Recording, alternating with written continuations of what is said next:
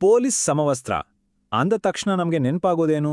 ರಕ್ಷಣೆ, ಒಂದು ಭರವಸೆ ಅಲ್ವಾ?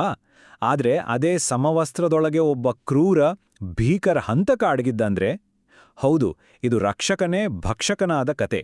ಇಡೀ ಕರ್ನಾಟಕವನ್ನೇ ನಡುಗಿಸಿದ್ದ ಸರಣಿ ಹಂತಕ ಪೊಲೀಸ್ ಕಾನ್ಸ್ಟೇಬಲ್ ಉಮೇಶ್ ರೆಡ್ಡಿಯ ಕರಾಳ ಕತೆ. ಈ ಮಾತುಗಳನ್ನ ಕೇಳಿ, ಇದು ಯಾವುದೋ ಸಿನಿಮಾದ ಡೈಲಾಗ್ ಅಲ್ಲ. ಇದನ್ನ ಕೇಳಿದ್ದು ಜಯಶ್ರೀ ಸುಬ್ಬಯ್ಯ ಅನ್ನೋರ 8 ವರ್ಷದ ಮಗು. ಅವರು ಹೇಳಿದ್ಯಾರು ಗೊತ್ತಾ? ಆ ಮಗುವಿನ ಕಣ್ಣು ಮುಂದೆಯೇ ಅವರ ಅಮ್ಮನನ್ನ ಬರ್ಬರವಾಗಿ ಕೊಂದಿದ್ದ ಹಂತಕ. ನೋಡಿ, ಒಂದೇ ಒಂದು ವಾಕ್ಯ ಈ ಇಡೀ ಕೇಸ್ನ ಕ್ರೌರ್ಯವನ್ನ ನಮ್ಮುಂದೆ ತಂದಿಡುತ್ತೆ. ಹಾಗಿದ್ರೆ ಕಾನೂನನ್ನ ಕಾಪಾಡಬೇಕಿದ್ದ ಒಬ್ಬ ವ್ಯಕ್ತಿ ಅದನ್ನೇ ಮುರಿಯೋ ರಾಕ್ಷಸ ಆಗಿದ್ದ ಹೇಗೆ? ಜನರಿಗೆ ರಕ್ಷಣೆ ಕೊಡಬೇಕಿದ್ದ ಕೈಗಳೇ ಕೊಲೆಗಡುಕಲ ಕೈಗಳಾಗಿದ್ಯಾಕೆ? ಬನ್ನಿ, ಅವನ ಈ ಕರಾಳ ಪಯಣ ಎಲ್ಲಿಂದ ಶುರುವಾಯಿತು ಅಂತ ನೋಡೋಣ. ಅವನ ಹಿನ್ನೆಲೆ ನೋಡಿ. ಸಿಆರ್ಪಿಎಫ್ ಟ್ರೈನಿಂಗಲ್ಲಿದ್ದಾಗಲೇ ಅತ್ಯಾಚಾರ ಯತ್ನದಂತಹ ಸೀರಿಯಸ್ ಆರೋಪದ ಮೇಲೆ ಅಲ್ಲಿಂದ ಓಡಿ ಬಂದಿದ್ದ. ಅಂತಹ ಒಬ್ಬ ವ್ಯಕ್ತಿಗೆ ಪೊಲೀಸ್ ಡಿಪಾರ್ಟ್ಮೆಂಟಲ್ಲಿ ಹೇಗೆ ಜಾಗ ಸಿಕ್ತು? ಆಶ್ಚರ್ಯ ಅಂದ್ರೆ 1996ರಲ್ಲಿ ಅವನು ಯಾವುದೇ ಅಡೆತಡೆ ಇಲ್ಲದೆ DAR ಅಂದ್ರೆ ಜಿಲ್ಲಾ ಸಶಸ್ತ್ರ ಮೀಸಲು ಪಡೆಗೆ ಸೇರ್ಕೊಳ್ತಾನೆ. ಬಹುಶಃ ಇದು ನಮ್ಮ ಸಿಸ್ಟಮ್ ಮಾಡಿದ ಮೊದಲನೇ ದೊಡ್ಡ ತಪ್ಪು. ಇಲ್ಲೇ ನೋಡಿ, ವ್ಯವಸ್ಥೆ ಎಡವಿದ್ದು. ಅವನ ಮೇಲೆ ಒಂದು ಕೇಸ್ ಇತ್ತು. ಅದನ್ನ ಕೇವಲ ಒಂದು ಸಣ್ಣ ಕೇಸ್ ಅಂತ ತಳ್ಳಿಹಾಕಲಾಯಿತು. ಈ ಒಂದು ನಿರ್ಲಕ್ಷ್ಯ ಮುಂದೆ ಎಷ್ಟೆಲ್ಲ ಅಮಾಯಕ ಜೀವಗಳನ್ನ ಬಲಿ ತಗೊಳ್ಳೋ ಒಬ್ಬ ರಾಕ್ಷಸನಿಗೆ ಅಧಿಕೃತವಾಗಿ ಪೊಲೀಸ್ ಯೂನಿಫಾರ್ಮ್ ಹಾಕಿ ಅಧಿಕಾರ ಕೊಟ್ಬಿಡ್ತು. ಸರಿ, ಪೊಲೀಸ್ ಯೂನಿಫಾರ್ಮ್ ಸಿಕ್ತು, ಅಧಿಕಾರ ಕೈಗೆ ಬಂತು. ತಕ್ಷಣ ಅವನೊಳಗಿದ್ದ ಮೃಗ ಹೊರಗೆ ಬಂತು. ಅವನು ತನ್ನ ಬೇಟೆಯನ್ನ ತುಂಬಾನೇ ಪ್ಲಾನ್ ಮಾಡಿ ಸಿಸ್ಟಮ್ಯಾಟಿಕ್ ಆಗಿ ಆರಿಸ್ಕೊಡಕ್ ಶುರು ಮಾಡ್ದ. ಅವನ ಅಪರಾಧದ ರೀತಿ ನಿಜಕ್ಕೂ ಭಯಾನಕವಾಗಿತ್ತು. ಅವನ ಟಾರ್ಗೆಟ್ ತುಂಬಾನೇ ಕ್ಲಿಯರ್ ಆಗಿತ್ತು. ತಮ್ಮ ಮನೆಗಳಲ್ಲೇ ಸೇಫ್ ಆಗಿದೀವಿ ಅಂತ ಅಂದ್ಕೊಂಡಿದ್ದ ಒಂಟಿ ಗೃಹಿಣಿಯರು. ಗಂಡಸರೆಲ್ಲ ಕೆಲಸಕ್ಕೋಗೋ ಟೈಮ್ ನೋಡಿ, ಬೆಳಗ್ಗೆ 11ರಿಂದ 3 ಗಂಟೆ ಒಳಗೆ ಅವರು ಅತ್ಯಂತ ವೀಕ್ ಆಗಿರೋ ಸಮಯದಲ್ಲಿ ಅಟ್ಯಾಕ್ ಮಾಡ್ತಿದ್ದ. ಇದೊಂಥರ ಅಪರಾಧಕ್ಕಿಂತ ಹೆಚ್ಚಾಗಿ ಒಂದು ಪಕ್ಕಾ ಪ್ಲಾನ್ ಮಾಡಿದ ಬೇಟೆಯಾಗಿತ್ತು. ಅವನ ಮೆಥಡ್ ಎಷ್ಟು ಸಿಸ್ಟಮ್ಯಾಟಿಕ್ ಆಗಿ ಕ್ರೂರವಾಗಿತ್ತು ಅನ್ನೋದನ್ನ ಕೇಳಿ. ನೀರು ಅಥವಾ ಅಡ್ರೆಸ್ ಕೇಳೋ ನೆಪದಲ್ಲಿ ಮನೆಯೊಳಗೆ ಬರ್ತಿದ್ದ. ತಕ್ಷಣ ಚಾಕು ತೋರಿಸಿ ಕಟ್ಟಿ ಹಾಕಿ ಅತ್ಯಾಚಾರ ಎಸಗಿ ಕೊಲೆ ಮಾಡ್ತಿದ್ದ. ಆದರೆ ಅವನ ವಿಕೃತಿ ಇಷ್ಟಕ್ಕೆ ನಿಲ್ತಿರ್ಲಿಲ್ಲ. ಕೊನೆಯದಾಗಿ ಅಲ್ಲಿಂದ ಹೋಗುವಾಗ ಬಲಿಪಶುವಿನ ಒಳಡುಪ್ಪುಗಳನ್ನ ಒಂದು ಕ್ರೋಫಿಯ ಹಾಗೆ ಜೊತೆಗೆ ತೆಗೆದುಕೊಂಡು ಹೋಗ್ತಿದ್ದ. ಇದು ಅವನ ವಿಕೃತ ಮನಸ್ಥಿತಿಗೆ ಒಂದು ಸ್ಪಷ್ಟ ಸಾಕ್ಷಿ. ಈ ಒಂದು ಡೀಟೇಲ್ ಅವನ ಮನಸ್ಸಿನ ಆಳದಲ್ಲಿ ಏನಿದೆ ಅನ್ನೋದನ್ನ ತೋರಿಸುತ್ತೆ. ಪ್ರತಿ ಸಲ ಪೊಲೀಸರು ಅವನನ್ನು ಅರೆಸ್ಟ್ ಮಾಡಿದಾಗ್ಲೂ ಅವನ ಬಟ್ಟೆಯೊಳಗೆ ಮಹಿಳೆಯರ ಒಳ ಉಡುಪುಗಳು ಸಿಗ್ತಿದ್ವು. ಅಂದ್ರೆ ಇದು ಕೇವಲ ಕೊಲೆ ಅಥವಾ ದರೋಡೆ ಆಗಿರಲಿಲ್ಲ, ಅದೊಂದು ವಿಕೃತ ಮನಸ್ಸಿನ ಗೀಳಿನಾಟವಾಗಿತ್ತು. ಇಂಥ ಒಬ್ಬ ಡೇಂಜರಸ್ ಕ್ರಿಮಿನಲ್ನ ಹಿಡಿದ ಮೇಲೆ ಕತೆ ಮುಗೀತು ಅಂತ ಎಲ್ಲರೂ ಅಂದ್ಕೊಂಡ್ರು. ಆದರೆ ಇಲ್ಲಿಂದಾನೇ ಶುರುವಾಗಿದ್ದು ನಮ್ಮ ಸಿಸ್ಟಮ್ನ ಅಸಾಮರ್ಥ್ಯದ ಮತ್ತೊಂದು ಚಾಪ್ಟರ್. ಉಮೇಶ್ ರೆಡ್ಡಿ ಕಾನೂನಿನ ಕೈಯಿಂದ ಪದೇ ಪದೇ ಜಾರ್ಕೊಳ್ತಿದ್ದ. ಹಾಗಿದ್ರೆ ಅವನು ಎಷ್ಟು ಸಲ ತಪ್ಪಿಸ್ಕೊಂಡಿರ್ಬೋದು ಅಂತ ಅನ್ಸುತ್ತೆ? 1 ಸಲ, 2 ಸಲ? ಇಲ್ಲ, ಬರೋಬ್ಬರಿ 3 ಸಾರಿ. ಅಬ್ಬಾ, ಯೋಚನೆ ಮಾಡಿ, 3 ಬಾರಿ ಇಡೀ ಪೊಲೀಸ್ ಸಿಸ್ಟಮ್ಗೆ ಚಳ್ಳೆಹಣ್ಣು ತಿನ್ಸಿ ಎಸ್ಕೇಪ್ ಆಗಿದ್ದ.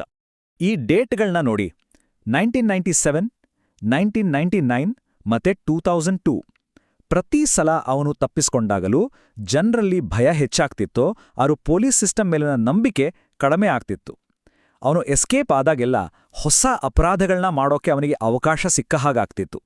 ಇಡೀ ಪೊಲೀಸ್ ಫೋರ್ಸ್ನಿಂದ ತಪ್ಪಿಸ್ಕೊಳ್ತಿದ್ದ ಈ ಚಾಲಾಕಿ ಕೊಲೆಗಡುಕ ಕೊನೆಗೆ ಸಿಕ್ಕಿ ಬಿದ್ದಿದ್ದು ಹೇಗೆ ಗೊತ್ತಾ? ಒಬ್ಬ ಸಾಮಾನ್ಯ ಆಟೋ ಡ್ರೈವರ್ನಿಂದ. ಪೇಪರ್ನಲ್ಲಿದ್ದ ಅವನ ಫೋಟೋ ನೋಡಿ ಗುರುತಿಸಿದ ಆ ಚಾಲಕನ ಸಮಯಪ್ರಜ್ಞೆ ಇಡೀ ಸಿಸ್ಟಮ್ ಮಾಡಲಾಗದಿದ್ದ ಕೆಲಸವನ್ನ ಮಾಡಿ ತೋರಿಸ್ತಿತ್ತು.